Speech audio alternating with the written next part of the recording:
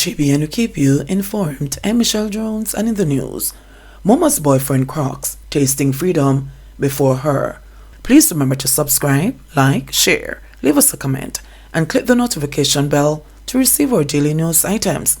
The lengthy one-done gang trial concluded Tuesday afternoon in the Home Circuit Court, with the remaining 9 convicts receiving sentences ranging from 1 year and 9 months to 17 years and 6 months. Chief Justice Brian Sykes in March handed down a guilty verdict to 15 defendants in the trial, which started in September 2021. Right, Mr. Fabian Johnson, as you were convicted on 1 count of being a member of a criminal organization, and that was based on 2 things. 1, a part of the discussion with respect to the burning down of the Torpedo Loan Company building in Spanish Town, and you were on the trip up to Ewarton, St. Catharines, is in respect of count 25 regarding the gentleman known as Ice, the person who you all went to look for, but which, as I have said repeatedly, the Crown failed on that count for technical reasons, but the evidence would still be relevant to the question of whether you're a member of a criminal organization. As we now know, the maximum penalty is 20 years. As far as previous convictions are concerned, it's none. As far as the social inquiry report is concerned, the report indicates that you grew up with your mom, Maxfield Avenue, Kingston, and your mother exposed you to good morals and values, ensured that all your basic needs were met. You would interact with your father largely on holidays and on weekends. And apparently he was a man of a mature age, since at the time you say he was a pensioner at the time when he became your father, or shortly after he became your father, and so his ability to contribute financially to your needs was limited.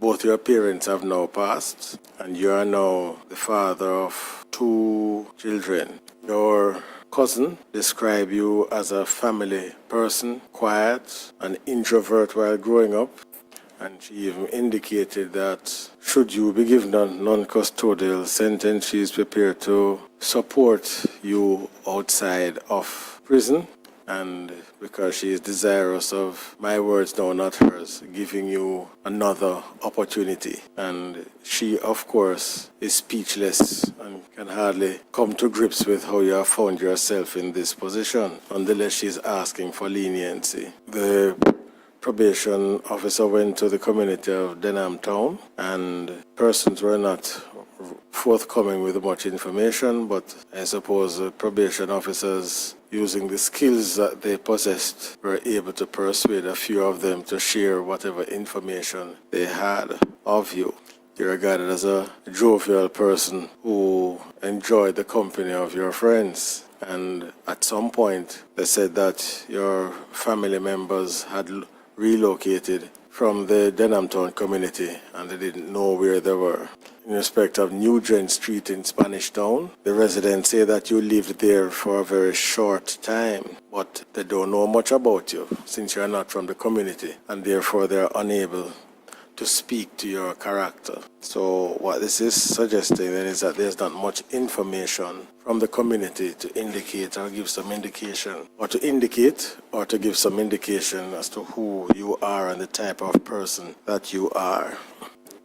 You have no previous conviction, so that counts in your favor. You are 33 years old, and the evidence, such as it is, does not disclose that you were as heavily involved in the organization as others, and being a part of the 2 plans now, one to burn down the building and one to travel up to Ewarton to look for Ice. Those are the 2 instances that the prosecution relied on to establish that you're a member of the criminal organization. The proposition being that persons do not do these things unless they are affiliated with or part of a group, 3 or more, as it turned out in this case, that would form a criminal organization. And the discussion about arson is a serious offense for the purpose of the Criminal Justice Suppression of Criminal Organizations Act, and so too is going to look for someone either to murder them or to shoot them or to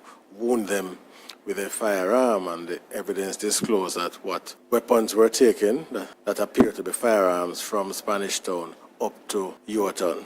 Okay, and so on that basis, then you'll be sentenced, sir, as a member of a criminal organization. Now, what is unacceptable starting point in the circumstances of this particular case? I think an appropriate starting point is 11 years. You have no previous conviction, and consistent with that, there is no indication that this is an escalation or that you are a habitual offender. So that would move us from 11, 3 years down, that's to 8, and then you have been in custody 4 years and 3 months. So that's 4 years and 3 months from 11, from 8. So that's 3 years and 9 months. So Mr. Johnson, sentencing is 3 years and 9 months of being a member of this criminal organization. Thank you, sir. Yes, so we are now down to Mr. McDermot. Yes, so Mr. McDermot was convicted on one count of this indictment, namely count 2 of the indictment, that is membership of a criminal organization. He was not indicted on any other count in the indictment, and the basis of the case against Mr. McDermot rested on evidence in relation to counts 7 and 8, that is, he was part of the group that was on its way from the church and by the house to go over to fisheries, where the persons named in count 7 were murdered, and also the house that they were in burnt down, that formed the basis of count 8.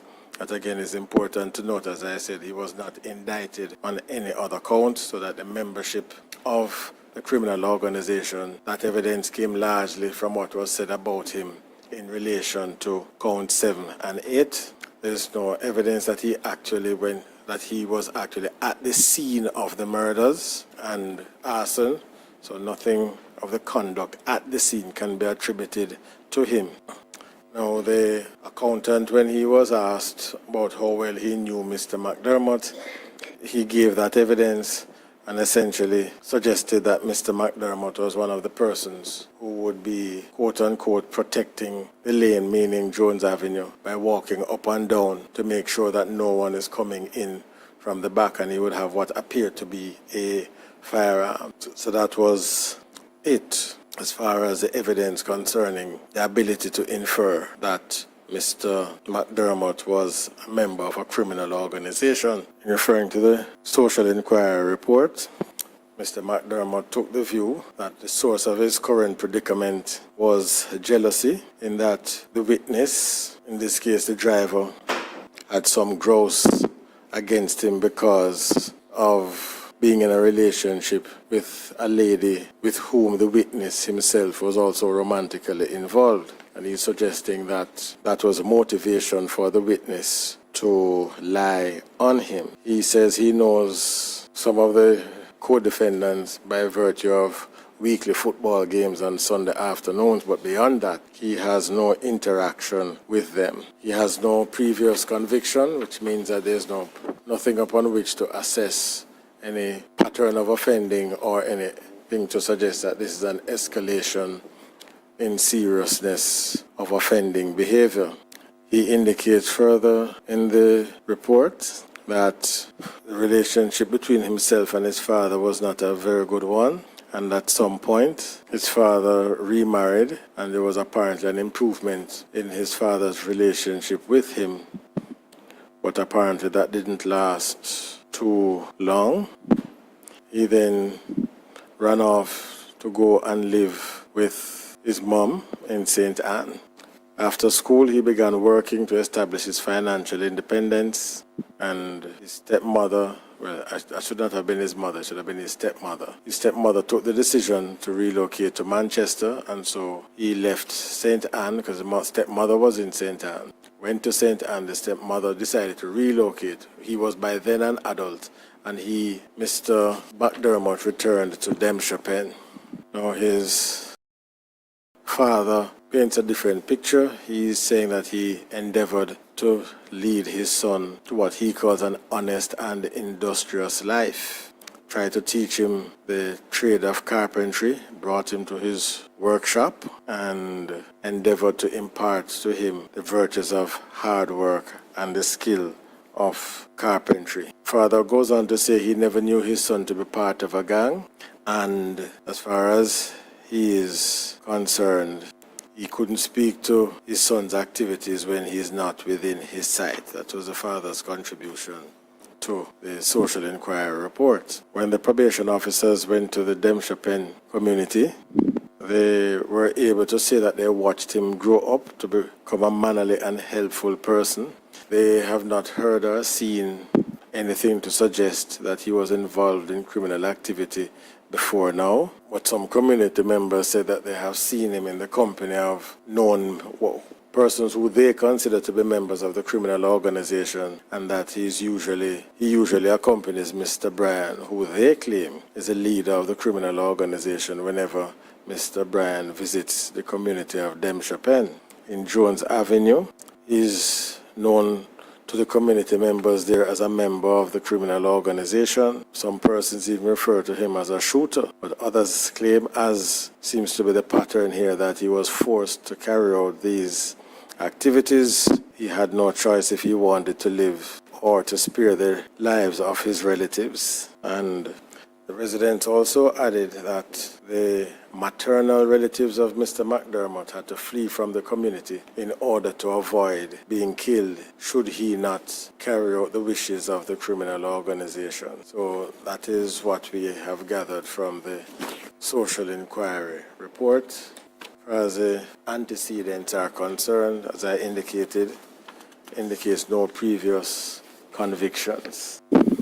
It was said on his behalf that his involvement in the organization was minimal, and that is evidenced by the circumstances upon which the Crown is relying to establish that he was a member of the criminal organization, and that he's still a young man, 29 years old. It was emphasized that no previous convictions, and that he has been in custody 4 years and 2 months. It was also said that there are no aggravating factors, so whatever the starting point is, there is no reason for it to increase because of the absence of any aggravating factors. And in addition to benefiting from the deduction of the 4 years and 2 months, his youthfulness, his industriousness, such as it is, should be taken into account, and he should be credited with further reduction from the starting point.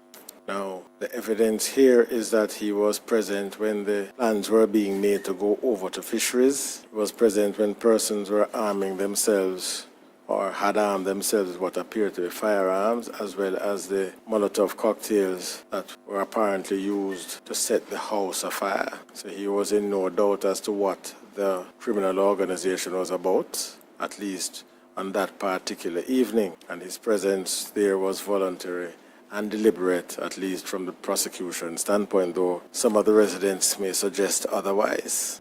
So in these circumstances, the starting point should be 10 years. We deduct 2 years for the absence of any previous convictions, and then that takes us down to 8 years? And then we take 4 years and 2 months from the 8 years, which gives us 3 years and 10 months. So sentence of the court for Mr. Joseph McDermot is 3 years and 10 months on count 2. Yes, sir? That's okay. I have it here as 4 years and 2 months. So that is the sentence of the court, sir. Thank you very much. Right. Now we come to Mr. Gerine Robinson. Mr.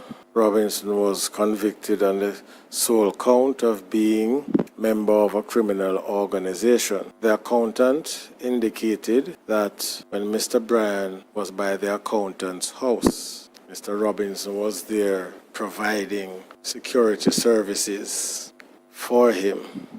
And I suppose his background made him an ideal candidate to be providing such services. The evidence is that he was a member of the Jamaica Defence Force, and so he would have some training and would have acquired some skills that would have made him a valuable member of the criminal organization. That is to say, to ensure that the leader of the organization was kept safe and sound. The evidence further is that he would be there from somewhere in the early night, 6 to 8 o'clock, till around early morning, 5 to 6 o'clock in the morning. And he was not only seen there by the accountant, but the driver also related that he saw Mr. Bryan there in his capacity as a bodyguard and providing security services for Mr. Bryan. So both witnesses spoke to that, and they recorded conversations between Mr. Robinson and the driver suggest that both of them knew each other quite well to have the nature of the conversations that they were having, and so it shows not just familiarity with each other, but they knew each other in the context of this criminal organization. And so both witnesses were able to speak to the specific role of Mr. Bryan, of Mr. Robinson, providing security services for Mr. Bryan. Now, Mr. Robinson, in his response in the social inquiry report, says that though he knows some of the persons who were in this trial, he was not involved in any nefarious activity. He explained that he grew up with most of his co-defendants and maintained a cordial relationship with them because they are from the same community. He denied being involved in an organized crime and is pleading for leniency from the court. So that is his take on the matter. The report also tells us that he is the only child from the union of his parents and that he grew up in an extended family. His father, paternal grandparents, and uncle who provided the main support system for him. He was exposed to societal norms and values, attended church regularly with his grandparents. His basic needs were met, and his father was a soldier, so a lot of the nurturing fell to the paternal grandparents and uncle. And of course, as grandparents tend to be, he says they were far more affectionate than his father, but that's what grandparents do. And he enjoyed the usual activities that young boys growing up would engage in, football and sporting activities.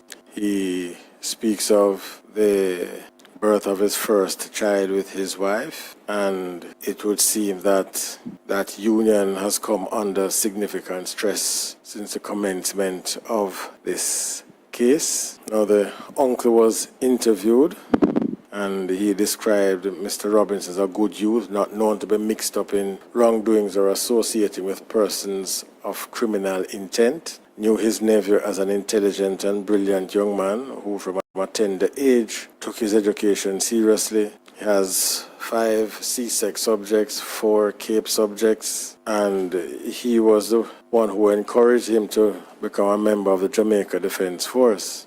The uncle went on to indicate that he is not aware of Mr. Robinson being associated with Mr. Bryan or gang members, but he knows that most of the persons charged, young men charged in this case, grew up or were associated with the Jones Avenue community. And his uncle also indicated that in all the time that he was living, that is, he, the uncle, was living in the community, he has never received any complaints from residents regarding his nephew being involved with any illicit or illegal activity.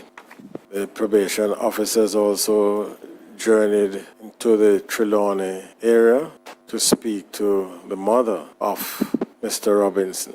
And as far as she was concerned, he had no cause for concern during his formative years while he was growing up, even while he attended sixth form at one of the high schools in Trelawney, not St. Anne, in Trelawney. She says he was exposed to Christian values, attended church regularly. He was even baptized at the Holiness Christian Fellowship House of Prayer and she regards her son as a good person even though he's charged for a serious offense. Now there are 3 community reports, one for Jones Avenue, one for White Water Meadows, St. Catherine, and the other Holland Estate, Martha Bray, Trelawney. So in respect of Jones Avenue, this is the view of some of the residents now. They said they had a high regard for Mr. Robinson, so much so that when he became a soldier, they felt proud of his achievements, as many of the young men in that area do not normally get the opportunity to become a productive citizen. And they are known, not Mr. Robinson at this point, the others are known to be involved in gang and other criminal activities. So the residents went on to say now that Mr. Robinson, in their eyes, lost his integrity. To quote the report now, he outrightly became mixed up with the black man and his gang. There's no evidence of this during the case, but they advanced the proposition that he provided intelligence and logistical information to Mr. Bryan concerning police operations and enabled him to carry out his criminal activities. They even went on to say that he wore his JDF uniform as a disguise to transport gang members, as he claimed the police does not normally stop soldiers when they are conducting searches. So that is the view of some of the residents in Jones Avenue. As Whitewater Meadows is concerned, the few residents who were there when the probation officers visited indicated that they are not familiar with him, though they recall seeing his father entering and leaving the community, but they really didn't know much about him. And as far as Holland Estate is concerned in Trelawney, they remembered Mr. Robinson and his wife as law enforcement persons, that is how they put it. But he did not have many exchanges with them, and they attributed it to the nature of his job. So that is as far as the social inquiry report for Mr. Robinson is concerned. So what do we have here now? What we have is a young man who completed high school successfully in every sense of the word, and who persons had high expectations for, had 5 CSECs, 4 Cape subjects, became a member of the Jamaica Defence Force. All of those are positive things in his favor, which should have kept him on the straight and narrow path, because the ethos and value of the JDF certainly have nothing in common with a criminal organization. So how did he get here? Both witnesses indicated that he was providing security services for Mr. Bryan when he was at Mr. Fulton's, at the accountant's house. So the point is, how does one get to become a bodyguard? Inferentially, there would have to be some contact. It would also mean that there would have to be some arrangement. It would also mean that for Mr. Bryan to entrust his safety and security to Mr. Robinson, it of necessity meant that Mr. Bryan would have had to have gotten to the point where he reposed some trust and confidence, not just in his abilities, but also entrusting him not to bring to the attention of the authorities the location and whereabouts of Mr. Bryan. That is what that would mean. And the accountant went on to say that he was the one who would provide the firearm, or what appeared to be the firearm, to Mr. Robinson when he was carrying out his duties. So what that would mean is this, that when Mr. Robinson is going to take up his security duties, he would not have to travel with a gun, especially an illegal gun, because one of the tools of the trade would be there. So he would go, it would be handed to him, carried out the duties, handed it back, and then he would go. So if he were stopped, he would not have the firearm on him. And so because he was a soldier, it would mean, naturally, if you have your ID on you, state of emergencies are being carried out, you have your military ID on you, it would enable you to move more easily and freely in the Spanish Town area if the police or the military were carrying out operations there. And all of this now makes Mr. Robinson's offending all the more egregious, because having been a member of the military, you undertake to abide by a particular system of values. And that system of values is completely and utterly antithetical to a criminal organization. And you made the choice to make your services available to a criminal. Now, it's an interesting question as to whether or not, in addition to protecting him from maybe members from his own organization and from other organizations, an interesting question as to whether you're also protecting him from the police and also from the military, but we won't speculate on that. So I think that this kind of situation now should be dealt with seriously. In the event, not just you know, but just in the event that you have like-minded members of the security force. So we don't want them to go away thinking that, I can engage in this kind of behavior. And in the event that I am caught, it will simply be a very light sentence. It must be sufficient to cause them to stop and think. And if they still go ahead, then they should know that, well, since they chose to engage in that kind of behavior, then the risks are high indeed. So that is how I look at this. And when one keeps in mind the content and nature of the recorded conversations between yourself and the driver, it is clear that you were in this up to your neck, clear as day, and your role was to provide security for a man who led an organization that engages in the business of murder, shooting, arson, and he's of the view that he could trust you sufficiently to protect his life, health, and well-being, even though, according to the witness, when you were carrying out your job, you had what appeared to be a firearm, so he didn't have to fear whether you would use it against him. Didn't have that concern at all. So, that being the case, what is the appropriate starting point here? So the appropriate starting point here, in my view, is 14 years. Are there aggravating factors to increase it? No, we don't have any aggravating factors. Are there mitigating factors to reduce it? And some persons would say that your 5 CSEC, the 4 Cape subjects, and a hitherto wonderful life should count for something. And I suppose it does in the normal course of things. But when you embark upon a course of conduct that betrays the very core of what your occupation is supposed to be, as far as I am concerned, there are no mitigating factors at all. Can't have a soldier providing security services for a gang leader.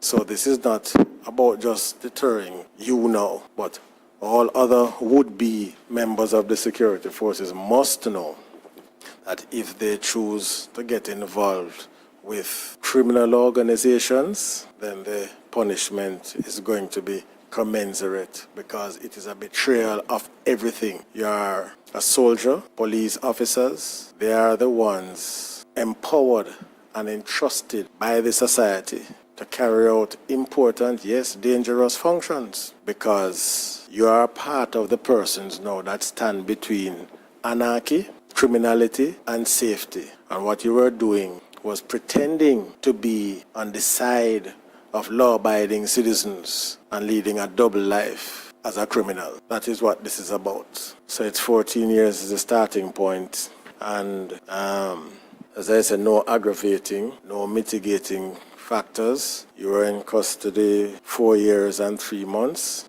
3 years? So where did I get 4 years and 3 months from? Instructions are that he was taken into custody on the 13th day of January 2020. Your Honor. Yes, sir. Good afternoon. You have to use the microphone so I can hear what. My name is Gerine Robinson. I don't think. I know that there's an error with that part of Oh, so when are you saying you were taken into custody? July of 2019. Okay. I was locked up I was arrested at Up Park Camp. So, In relation to this? yes, sir. So you were taken into custody July of 2019? Yes, sir. Okay. In relation to this offense or in relation to?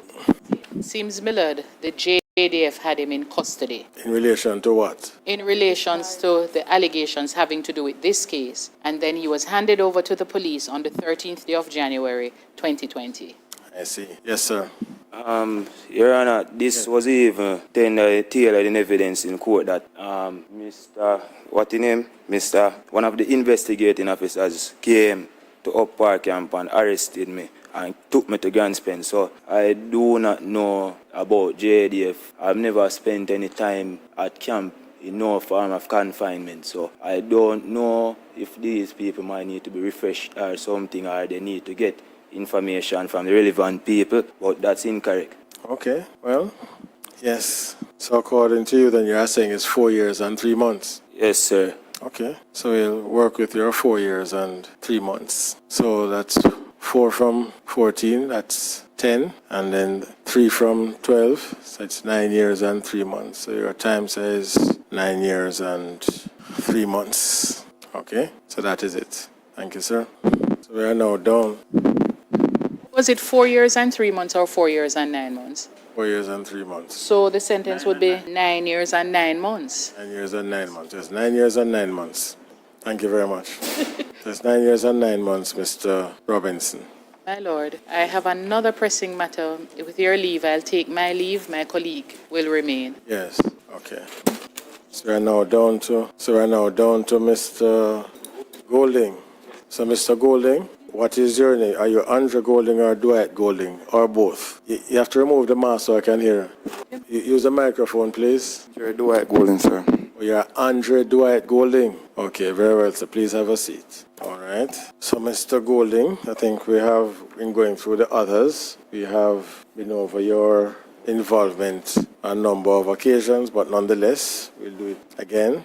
As far as the driver indicated, you were on one of the driver's trips to kill Dooley, and that it is said by the witness that you expressed the view that you could not allow Mr. Johnson to kill Dooley by himself, and you wanted to trap him. They even stopped and got a machete, which was given to you, and then the trip continued up to Price Right. So the evidence went on to show that in respect of the burning down of the Torpedo Loan building, the accountant was directed to Rivoli to pick you and Mr. Prince up.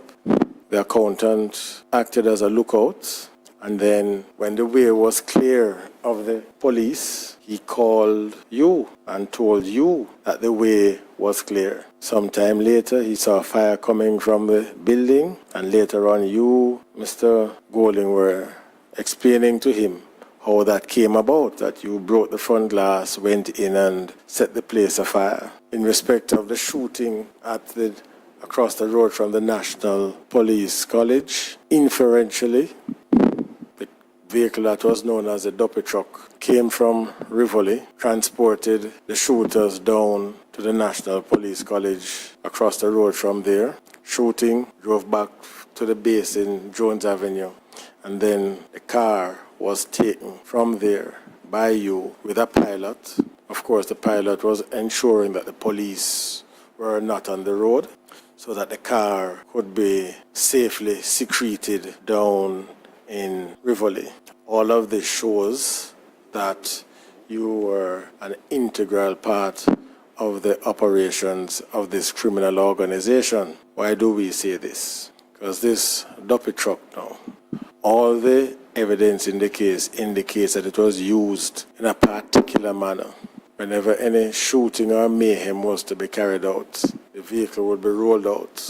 And then at the end of the shooting and mayhem and murder, the vehicle would be taken back and hidden. And if I recall correctly, the hiding place was in the vicinity of the Golden Age home in Rivoli. So what does that mean? That would be one of the last places the police would, unless they had specific information, it would be one of the last places they would think of looking for a vehicle, because all they would be told is that, oh, if they got any information at all, or the vehicle went down onto Monk Street. As to where on Monk Street, why would they think of the Golden Age home? And so you provided that vital transportation service for them. Now the social inquiry report tells us that you have a son and a girlfriend living in the Rivoli section of Spanish Town, and you operate a small business in the community. And according to you, now this is your account, you are saying that you had to pretend to be a part of the gang, because if you acted otherwise, you may have been killed.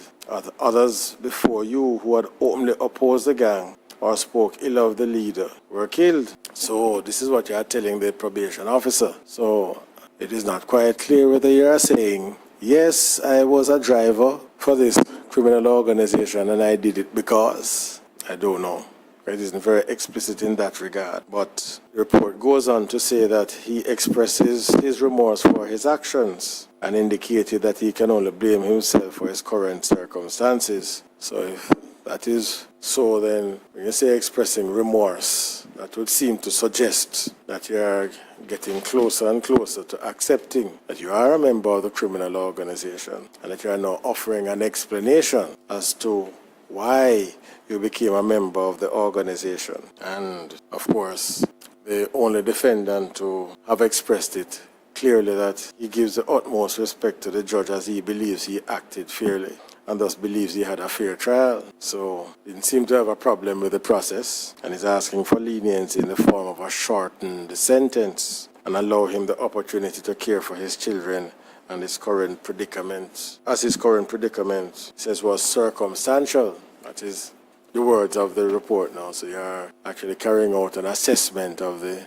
nature of the case against you, and not anything is wrong with that. Well, you also told the probation officer that you are the third of 5 children for your father and third of 7 children for your mom. You love playing football and engage in sporting activities. You went to the United Kingdom for a short while, and while there you gained certification in painting and what is described here as internal decoration. So you have a skill for which you were certified. There's a guardian of which you speak, and she confirmed that you were living with her from you were about 8 months old. And according to your guardian, you didn't give any problems growing up apart from going out to play football without permission. She said that you went to England for some time, and when you returned, she did not notice any negative changes in your behavior. Says there was no evidence of gang affiliation, and she was aware that you had a girlfriend and a shop over in the Rivoli area of Spanish Town. And then she's trying to work out now in her way, how is it that you could come to be in the present circumstances? And she's saying, well, as far as she's aware, that area of Spanish Town, she says the Klansman gang is dominant, and possibly that's how you became associated with the criminal organization.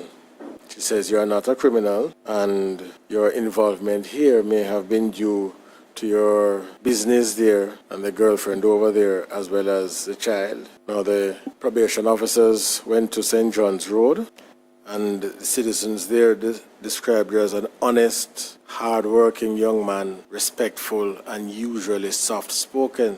They worked on several construction sites. They knew about the shop in Rivoli, and according to them, you were never an idler. Well, they said in their community, there are no gang-related activities there, but they said that you are not a violent person, that is, they don't regard you as a violent person, and like your guardian, you could have been implicated due to association through the business rather than being a member. That is their analysis of the circumstance. You have one previous conviction, and that's in 2013, well, actually 2. One was larceny of a motorcycle, and the other was possession of ganja. I won't hold those against you. The social inquiry report says there is no pattern of offending, and They also say that this conviction does not represent an escalation in offending.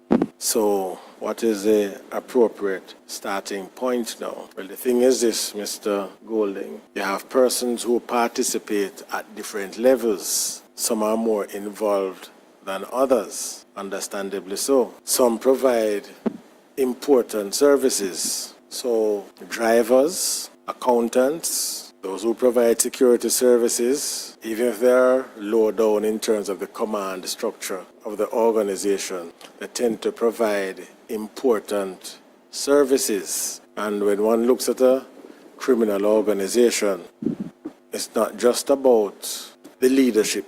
It is also about those who provide the support services that enable the criminal organizations to function. So that is why the legislation now is structured in such a way that it also targets persons who provide support for the operations of the criminal organizations. And you happen to be one of those support persons. What support did you provide? You kept the vehicle or vehicles known as the dumpy truck. You would put it into service as and when required. The whole idea being that, because we're now at case of Mr. Royal Taylor, he was convicted on counts 2, 23, and 24. Counts 23 and 24 are the offenses of illegal possession of firearm and illegal possession of ammunition, and these were found in a property to which, according to the evidence, Mr.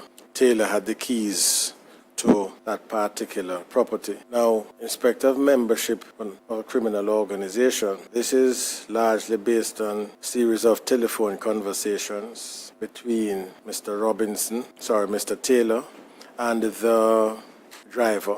And the content of the conversation revealed that Mr. Taylor would have had to have had greater knowledge than he was projecting that he had.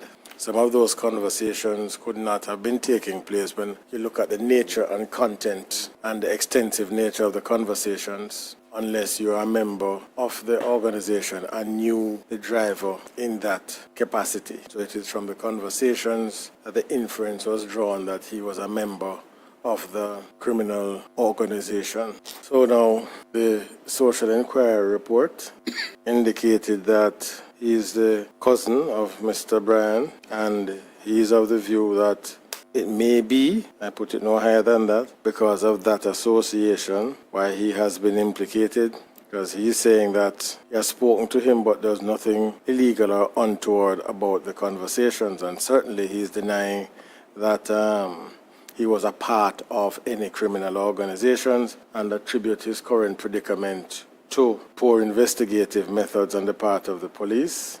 And he has never owned a gun, or certainly not the gun that the police have produced to say that they found it in property to which he had the keys, or the keys were found with him. So that is his position at this point. He is the first of 7 children of his parents. It indicated that during his upbringing, all his basic needs were met. He was adequately cared for, and his parents made significant effort in imparting to him high morals and societal norms. He says discipline was a constant feature of his household, and wrongdoing by him or his siblings was appropriately dealt with. The value of being employable, these are my words now, not the words of the social inquiry report. The value of being employable by means of a skill was instilled in him, and he indicated that he didn't get involved in any of the usual distractions of smoking, gambling, drinking, cursing, or other negative behaviors. His mother described him as obedient, quiet, good, humble, and honest. Not involved in bad company, keeps to himself, and loves playing football. Mother indicated that his behavior was good, never heard him swear, smoke, or consume alcohol. And she, like Mr. Taylor, came to the conclusion that he is implicated because he is the cousin of Mr. Brian. Mother indicated that this has devastated her, and she is clearly very, very concerned about his current circumstances. In the community of Jones Avenue, where the probation officers went, there seems to be a pattern. Some citizens declined to speak. Others who spoke knew him since he grew up in the community with his parents, where they have lived for several decades. He was described as a nice, quiet, industrious person who owned a furniture business in the community. They indicated that he's usually so engaged and hardly ventures outside the community. And some residents said that they're not sure of any connection that he had with the criminal organization. Others state that he was not involved. Others went on to say that as far as the firearm was concerned, that was a setup, and that was because of his familial relationship with Mr. Brian. Others said that it was an unfortunate situation. He was not liked by some persons who wanted to get rid of him out of the community because of his association or connection or relationship with Mr. Brian. So that was the community report. As far as previous convictions are concerned, none has been recorded against him, and naturally the social inquiry report indicates that there is no pattern of offending or any, nor does this conviction represent an escalation in seriousness of offending. Now in this case, as far as the firearm offenses are concerned, the sentencing guidelines have already established a way in which this sentencing in these kinds of cases should be approached, with the courts here in Jamaica having at least 40 years experience, nearly 50 years experience in dealing with firearm offenses. So a well-established body of jurisprudence dealing with the sentencing of persons convicted of illegal possession of firearm and ammunition in Jamaica. Now, as far as the membership of the criminal organization is concerned, we'll have to establish that in accordance with what I had said yesterday. Yes. So let us begin now with the possession, illegal possession of firearm and illegal possession of ammunition cases. And I should indicate that that this sentencing is on the basis of the Firearms Act that was repealed. These offenses arose before the new legislation came into force. That new legislation has a mandatory minimum of 15 years. That regime does not apply to the current case because these offenses took place before the new act became law, and while the repealed Firearms Act was the prevailing legislation.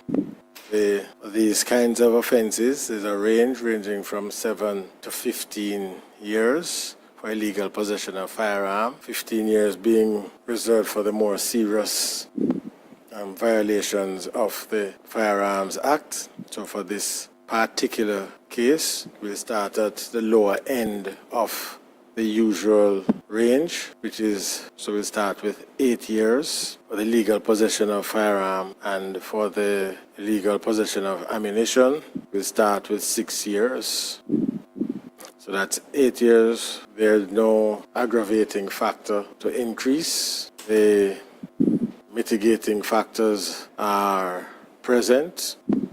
So in this case, he has no previous conviction of any kind, and also he has no history of offending, or naturally no pattern of offending, or neither is this an escalation in offending. The community report and the report from his family are consistent in that they did not see anything in his life or his behavior to indicate that he would be involved in activities of this nature, and so that has to be taken into account. And so the sentence in both cases comes down by 2 years, so that would make it 6 and 4. And then he has been in custody 4 years and 3 months, so that's 4 years and 3 months from 6 Remember that we started at 8 and we came down to 6. So it's 4 years and 3 months from the 6. It's 1 year and 9 months. And then for the legal possession of ammunition, we're down to 4, and it's 1 year and 4 years and 3 months from that, which would make it, there you go, yes. So that now in respect of membership of the criminal organization, this is going to be on the lower side of the scale, certainly below 10 years. So in this case, we'll be starting at 8 years, and we deduct 2 years from that. That makes it, 6 years? And then you take 4 years and 3 months from that, which gives us a year and 9 months. Right, so in respect of the membership of the criminal organization, sentence is a year and 9 months. In respect of the legal possession of firearm, it's a year and 9 months. Right, and in respect of the ammunition, based upon the calculation, it really amount to no time being served. So the time that he has been in custody, that would be the time for that is really 0 days there. So both sentences on the firearms offenses to run concurrently, and the sentence along with the membership of the criminal organization to run concurrently. So all sentences to run concurrently, which means that he serves a year and 9 months. So that's it, Mr. Taylor. JBN, we keep you informed. Please remember to subscribe, like, share, leave us a comment, and click the notification bell to receive our daily news items.